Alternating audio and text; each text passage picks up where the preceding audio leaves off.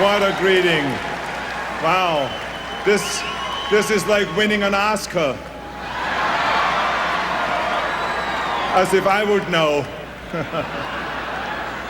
Speaking of acting, one of my movies was called True Lies.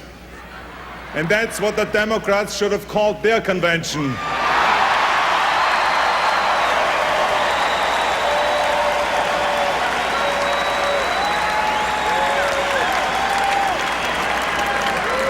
You know, on the way up here to the podium, a gentleman came up to me and said, "Governor, you are as good a politician as you were an actor."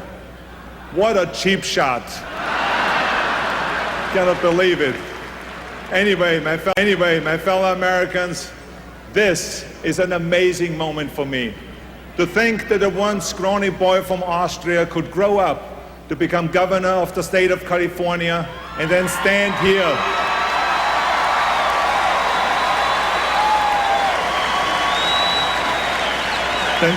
here in Madison Square Garden and speak on behalf of the President of the United States. That is an immigrant's dream. It's the American dream. You know, I was born in Europe and I have traveled all over the world, and I can tell you that there's no place, no country that is more compassionate, more generous, more accepting, and more welcoming than the United States of America.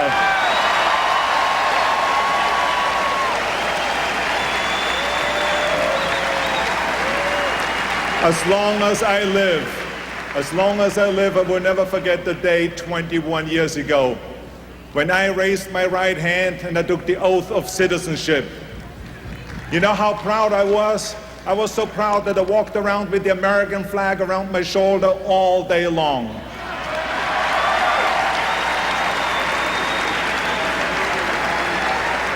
Tonight, I want to talk to you about why I am even more proud to be an American, why I am proud to be a Republican, and why I believe that this country is in good hands.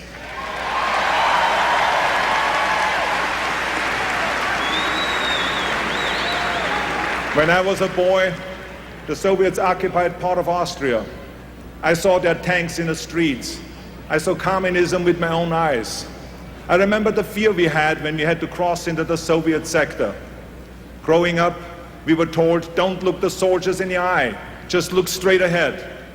It was common belief that the Soviet soldiers could take a man out of his own car and ship him back to the Soviet Union as slave labor. Now, my family didn't have a car. But one day we were in my uncle's car. It was near dark as we came to the Soviet checkpoint. I was a little boy. I was not an action hero back then. But I remember how scared I was that the soldiers would pull my father or my uncle out of the car and I would never see them again. My family and so many others lived in fear of the Soviet boot. The day the world no longer fears the Soviet Union, and it is because of the United States of America.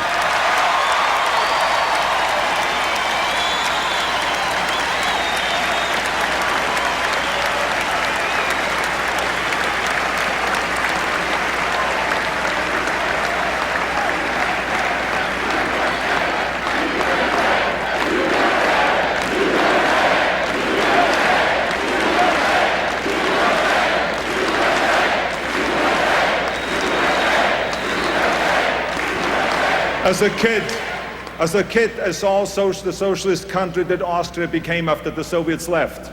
Now, don't misunderstand me. I love Austria, and I love the Austrian people. But I always knew that America was the place for me. In school, when the teacher would talk about America, I would daydream about coming here. I would daydream about living here. I would sit there and watch for hours American movies, transfixed by my heroes like John Wayne. Everything about America seemed so big to me, so open, so possible. I finally arrived here in 1968. What a special day it was. I remember I arrived here with empty pockets, but full of dreams, full of determination, full of desire. The presidential campaign was in full swing. I remember watching the Nixon-Humphrey presidential race on TV. A friend of mine who spoke German and English translated for me. I heard Humphrey saying things that sounded like socialism, which I had just left. But then I heard Nixon speak. He was talking about free enterprise, getting the government off your back, lowering the taxes and strengthening the military.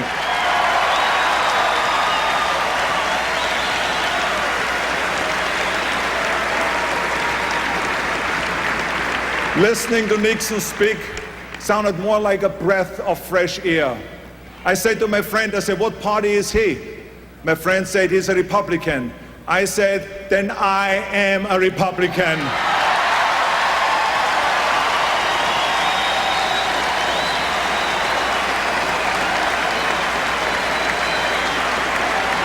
And I have been a Republican ever since.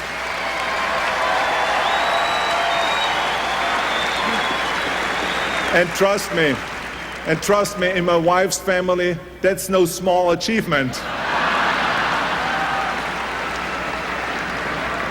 But I am proud to be with the party of Abraham Lincoln, the party of Teddy Roosevelt, the party of Ronald Reagan, and the party of George W. Bush.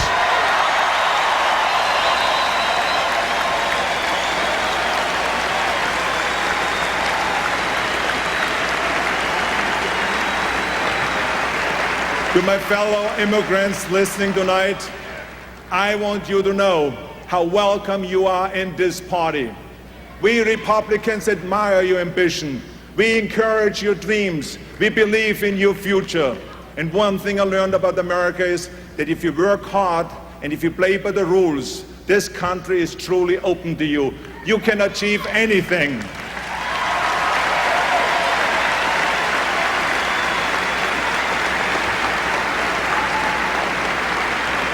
Everything I have, my career, my success, my family, I owe to America.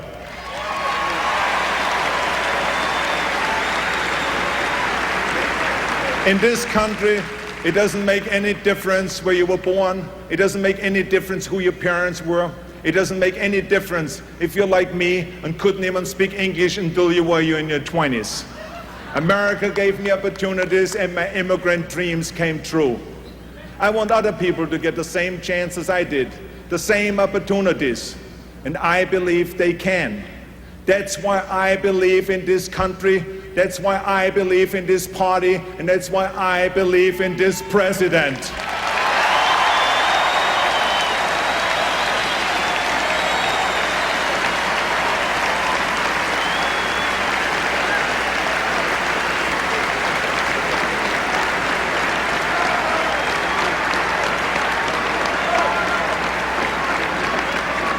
Now, many of you out there tonight are Republican like me, in your hearts and in your belief.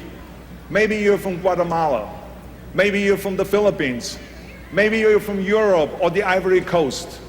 Maybe you live in Ohio, Pennsylvania, or New Mexico.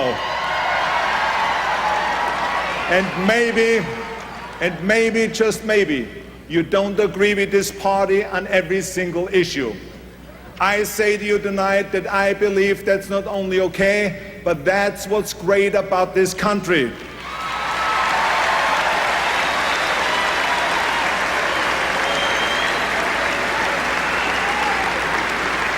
Here we can respectfully disagree and still be patriotic, still be American, and still be good Republicans.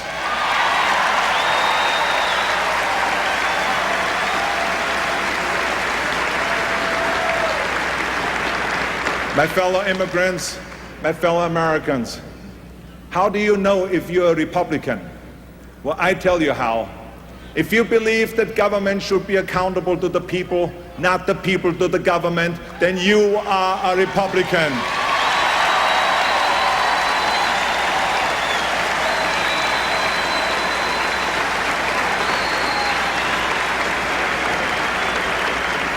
If you believe that a person should be treated as an individual, not as a member of an interest group, then you are a Republican.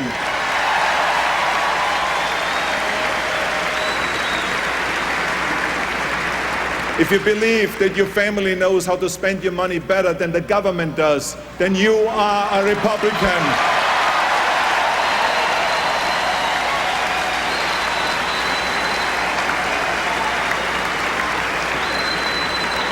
If you believe that our educational system should be held accountable for the progress of our children, then you are a Republican.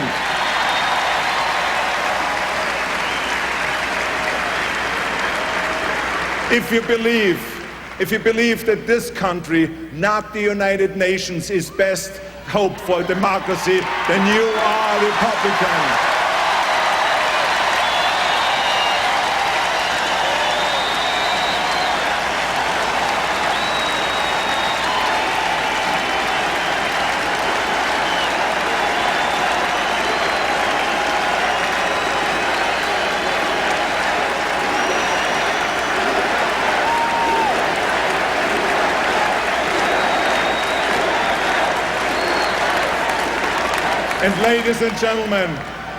And ladies and gentlemen, if you believe that we must be fierce and relentless and terminate terrorism, then you are a Republican.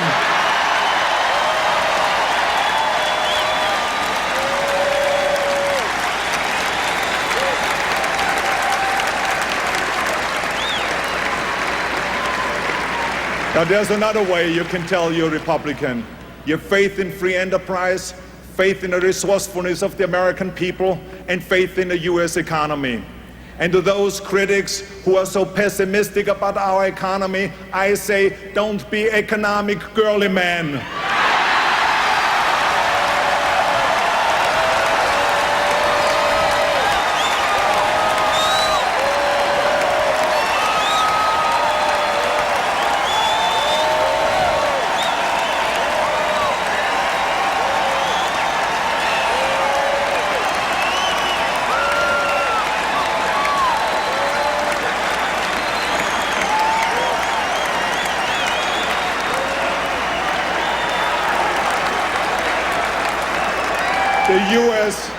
The US economy remains the envy of the world.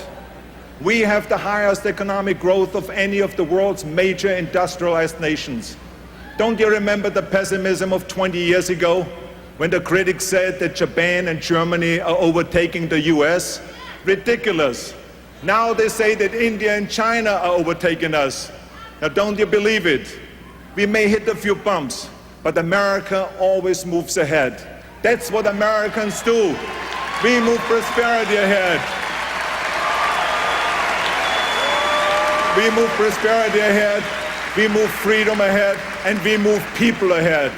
And under President Bush and Vice President Cheney, America's economy is moving ahead in spite of the recession they inherited and in spite of the attack on our homeland.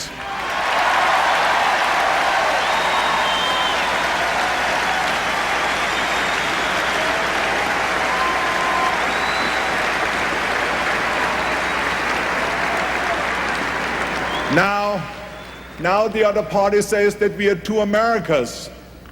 Don't you believe that either? I have visited our troops in Iraq, Kuwait, Bosnia, Germany, and all over the world. I have visited our troops in California, where they train before they go overseas. I have visited our military hospitals. And I tell you this, that our men and women in uniform do not believe there are two Americas. They believe there's one America, and they're fighting for it.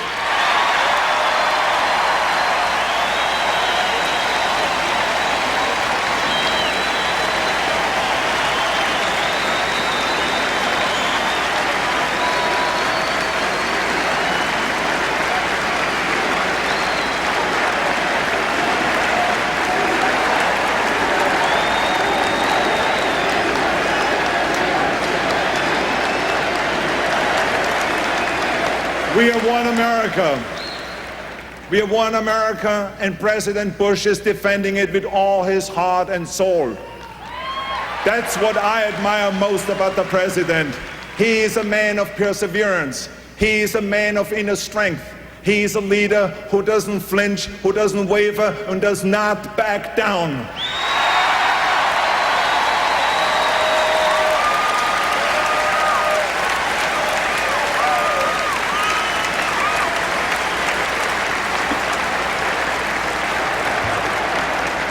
My fellow Americans, make no mistake about it. Terrorism is more insidious than communism because it yearns to destroy not just the individual, but the entire international order. The president did not go into Iraq because the polls told him it was popular. As a matter of fact, the polls said just the opposite. But leadership isn't about polls. It's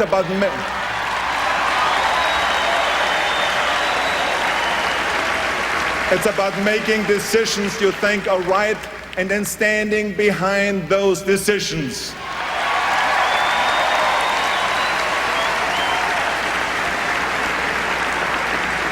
That's why America is safer with George W. Bush as president.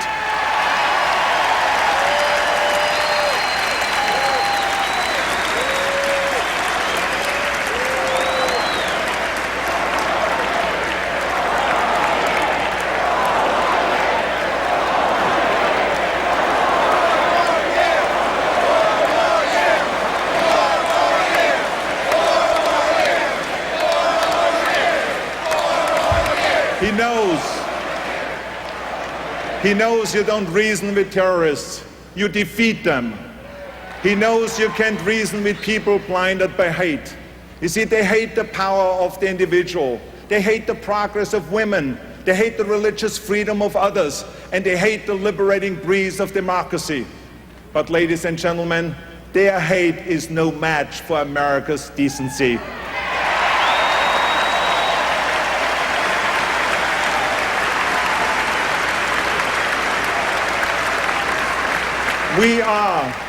We are the America that sends out the Peace Corps volunteers to teach our village children. We are the America that sends out the missionaries and doctors to raise up the poor and the sick. We are the America that gives more than any other country to fight AIDS in Africa and the developing world. And we are the America that fights not for imperialism, but for human rights and democracy.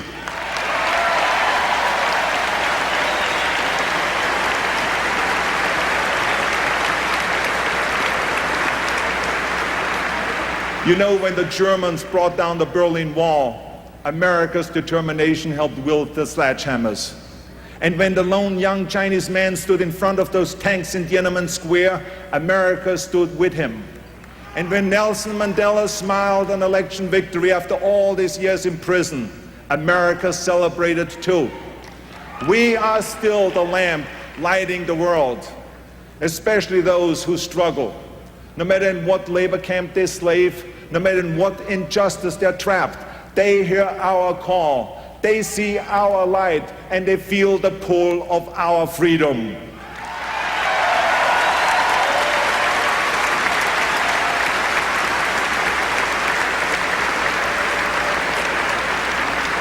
They come here as I did, because they believe in us. They come because their hearts say to them as mine did, if only I can get to America. You know, someone once wrote, there are those who say that freedom is nothing but a dream. They are right. It's the American dream.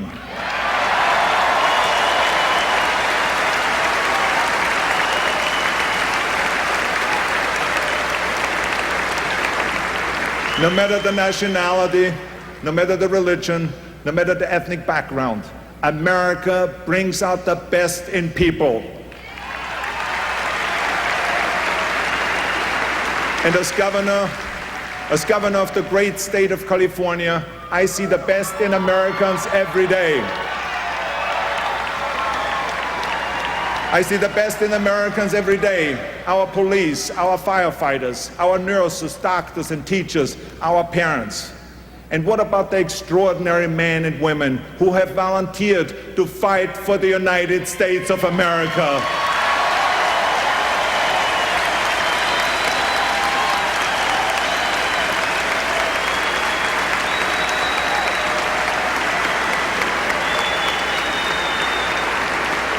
I have such great respect for them and their heroic families. Let me tell you about a sacrifice and the commitment that I have seen firsthand. In one of the military hospitals I visited, I met a young guy who was in bad shape. He lost a leg, he had a hole through his stomach, and his shoulder had been shot through, and the list goes on and on and on. I could tell that there was no way he could ever return to combat. But when I asked him, when do you think you get out of the hospital? He said to me, sir, in 3 weeks. And you know what he said to me then? He said he was going to get a new leg, and then he was going to get some therapy, and then he was going to go back to Iraq and fight alongside his buddies.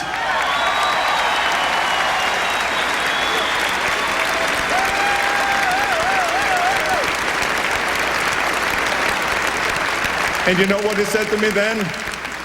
You know what he said to me then? He said, Arnold, I'll be back.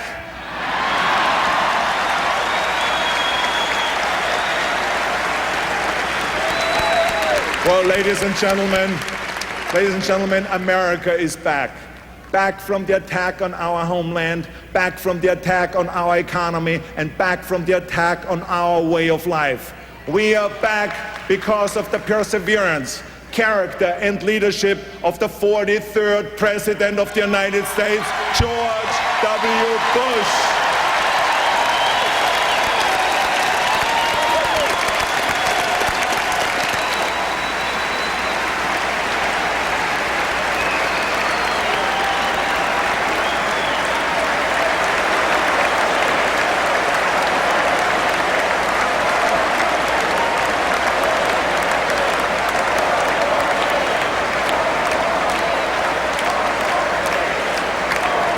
My fellow Americans, I want you to know that I believe with all my heart that America remains the great idea that inspires the world. It is a privilege to be born here. It is an honor to become a citizen here. It is a gift to raise your family here, to vote here, and to live here. Our President George W. Bush has worked hard to protect and preserve the American dream for all of us. And that's why I say, send him back to Washington for 4 more years. 4 more years. 4 more years. 4 more years. 4 more years. 4 more years. Thank you, America. Thank you, and God bless you all. Thank you.